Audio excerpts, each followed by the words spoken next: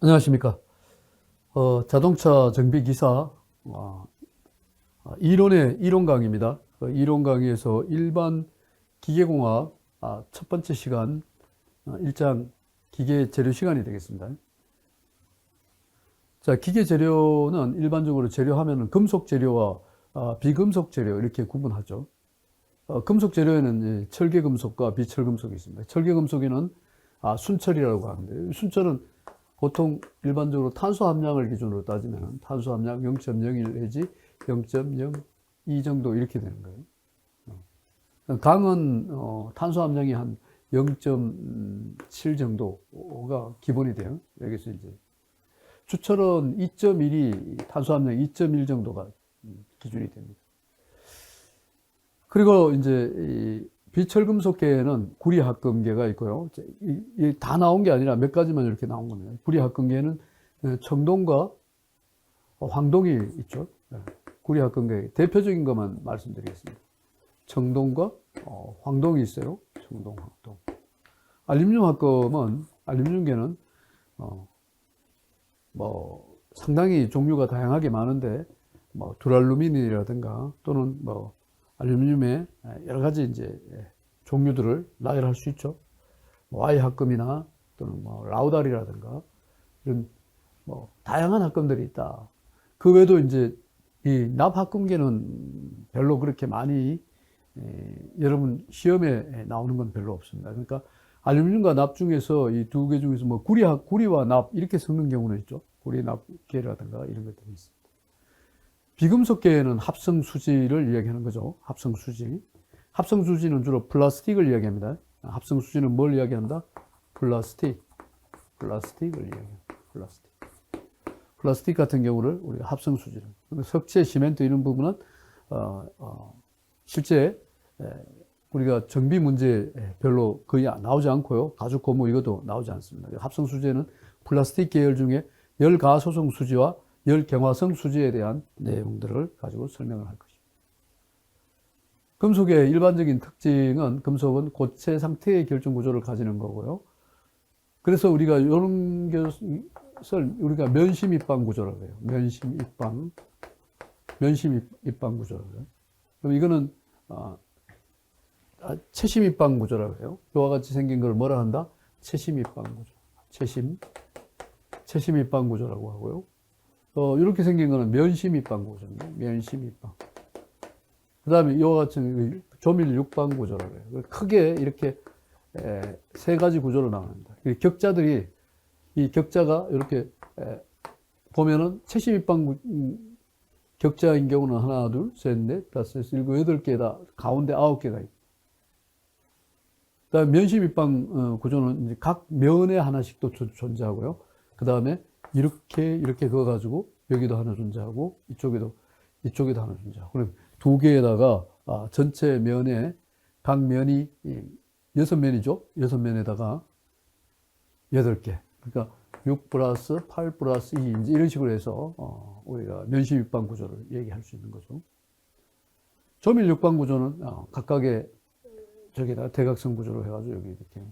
그러니까 우리가 대부분 채심과 면심 입방 구조는 철의 경우는 대부분 채심과 면심이에요. 채면체라고 하죠. 채면체. 그 다음에 이제 조밀 육방 구조인 경우는 비철금속 계열이나 알루미늄 계열이라든가 이런 쪽이 조밀 육방 구조가 많습니다. 금속의 전기 및 열의 전도 양도체다. 열에는 전부 다 양도체죠. 부도체가 아니라 양도체입니다. 그래서 열을 잘 전도시키는 전기를 즉 금속이라 하면 금속은 이렇게 플러스와 마이너스 저거를 통과시키면은 불이 잘 들어오죠. 이런 것을 우리가 양도체라고 해요. 열이 잘 전도되는 이런 양도체다 금속이죠. 마찬가지 이 양도체에서는 우리가 가열을 해서 뭐를 끓일 수도 있다는 거예요. 그러니까 금속의 양도체 같은 뭐 구리 계열이라든가 금이나 은 이런 계열은 아주 전도성이 아주 좋죠. 고유의 강택을 가질 수가 있고요. 그래서 각 강택을 가진다는 것은 입사강과 입사강이 통과해서 반사강으로 연결되는 이러한 거죠. 연성 및 전성이 우수하다.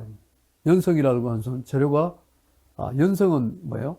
이거 시험 잘 나오죠? 길게 늘어날 수 있는 성질을 말합니다. 끊어지지 않고 이렇게 쭉 당기면은 쭉쭉 늘어나는 거. 이런 것을 엿가락처럼 이렇게 늘어나는 거. 이런 것을 우리가 연성이라고 그래요. 연성. 연성이란 재료의 기계적 성질로 서 인장력에 의해서 파괴가 일어날 때까지의 소성 변형의 정도를 나타내며 파괴 시 소성 변형이 거의 수반되지 않거나 파괴 변형률이 5% 미만인 게 조금 내용이 길죠. 그럼 여기서는 우리가 연성이라 하면 길게 늘릴 수 있는 성질인데 인장력에 의해서 파괴가 일어나지 않는다. 여기까지만 여러분.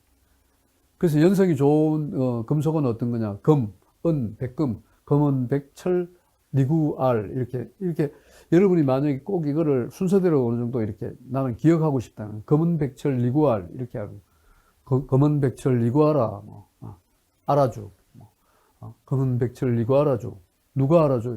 금은 백철 누가 알아줘? 이렇게 얘기해도 되겠죠. 누구 알아줘? 누가 금은 백철을 누가 아느냐? 금고 빛나는 그런 백철을 누가 알아주느냐? 뭐 이렇게 해서 이걸 순서대로 꼭 이렇게 알 필요는 없어요. 왜? 시험 문제는 그렇게는 잘 안 해요. 어떤 연성 재료들은 주로 연한 재료인데 약간 무른 재질, 단단하지 않고 무른 재질의 재료, 연성 재료. 전성 재료도 똑같은 그런 성질을 갖는데 전성은 얇게 펼 수 있는 성질, 재료가 파져 넓게 펼 수 있다 또는 얇게 펼 수 있는 성질을 전성이라고 해요. 그 재료 압축 응력이 이렇게 누르면은 이렇게 쭉 펴지는 거. 인장에 의한 것은 연성이면은 전성은 압축에 의해서 늘릴 수 있는 성질. 그리고 소성 변형이 잘 된다. 소성 변형의 정도를 알아보기 위해서는 연성과 전성을 따져준다는 거예요. 그래서 전성이 좋은 저는 검은 알구 주백납, 검은 알구 검은 백출 누가 알아주, 또 검은 알구 주백납, 예, 이런 식으로 우리가 굳이 그렇게 외울 필요도 없는 거예요. 그러니까 여러분 대부분 아주 무른 재질, 연한 재질은 그리고 잘 늘어난 성질이 있거나 또한 얇게 펼 수 있는 성질이 있다 하면은 연성, 전성이 좋다. 금속의 성질 분류에서는 물리적 성질과 화학적 성질, 기계적 성질이 있는데요. 물리적 성질에는 비중과 용융점, 비열, 자성. 자성이라고 하면은 자석의 성질을 띠는 거죠. 자성의 반대는 비자성. 시험에는 자성이 잘 나오죠. 자성. 자성체냐, 비자성체냐. 자석에 잘 붙는, 자석의 성질을 갖느냐, 안 갖느냐. 자성, 비자성. 그다음 화학적 성질에는 부식이라든가요. 부식, 녹슬매 정도.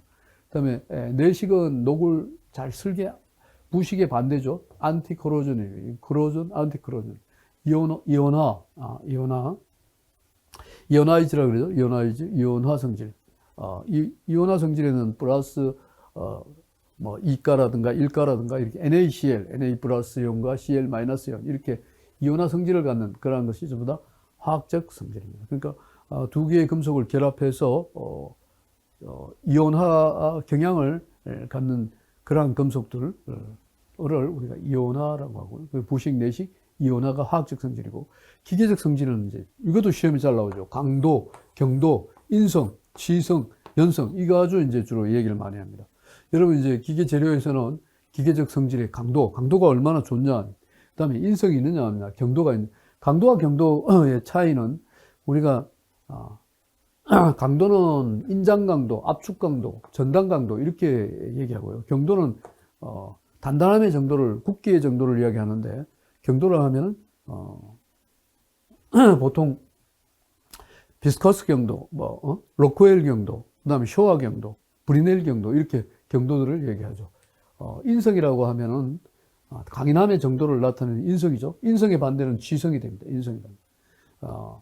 지성은 브리틀리스라고, 인성은 터프니스라고 해요. 터프니스. 그 다음에 연성.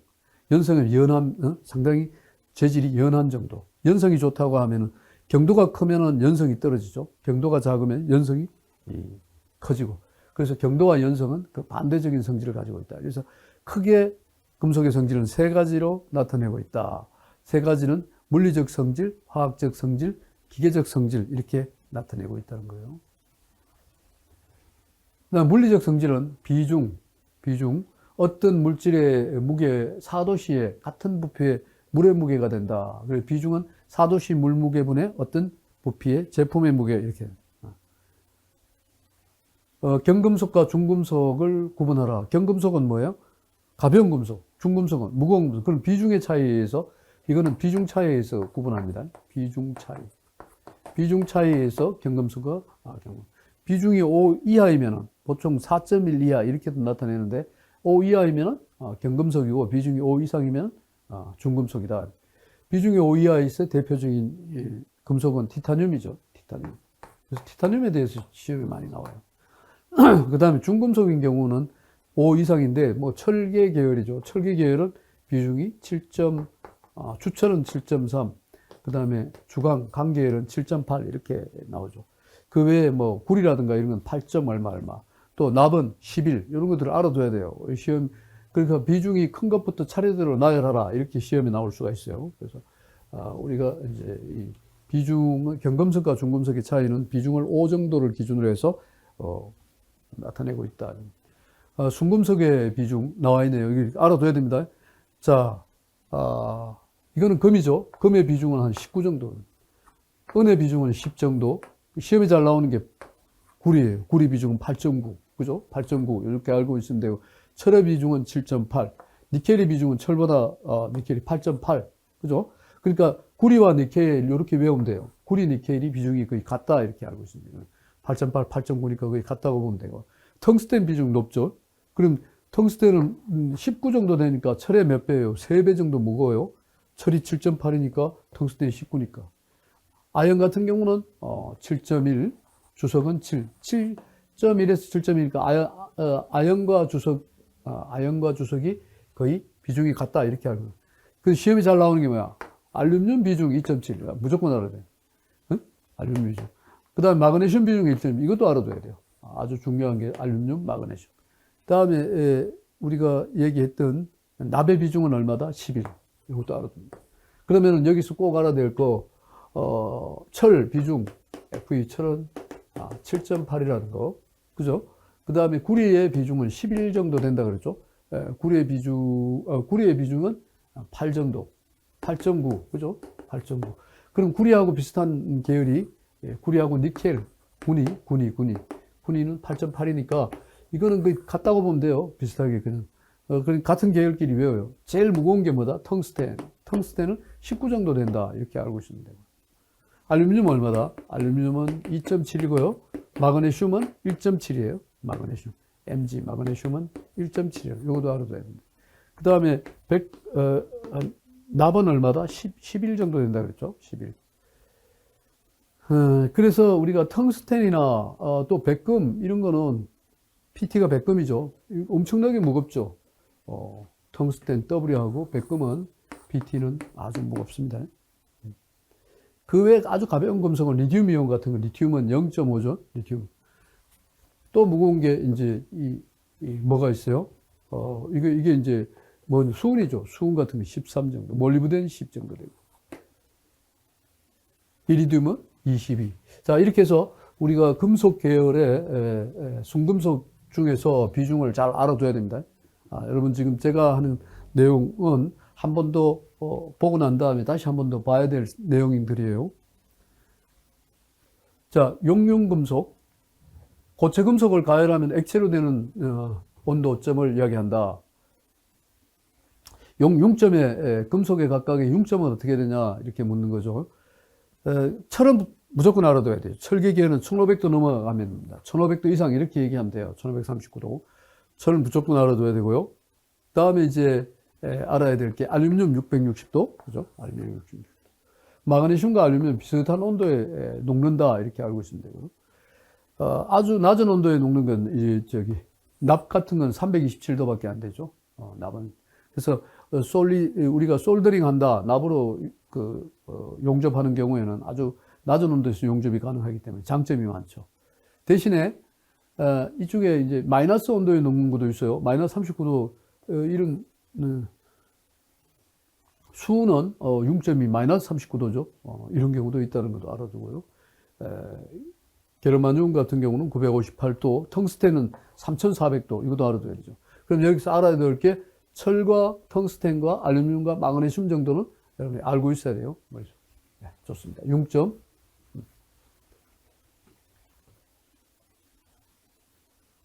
열 전도율은 물체 내의 분자로부터 분자의 열 에너지를 이동시키는 것이다. 단위는 킬로칼로리 퍼 센치 세카도시, 칼로리 메타 아워 도시, 뭐 이런 식으로 나타낸다. 비열이라는 것은 우리가 1g의 온도를 1도씨 올리는데 필요합니다. 그래서 비열의 단위도 보통 킬로칼로리에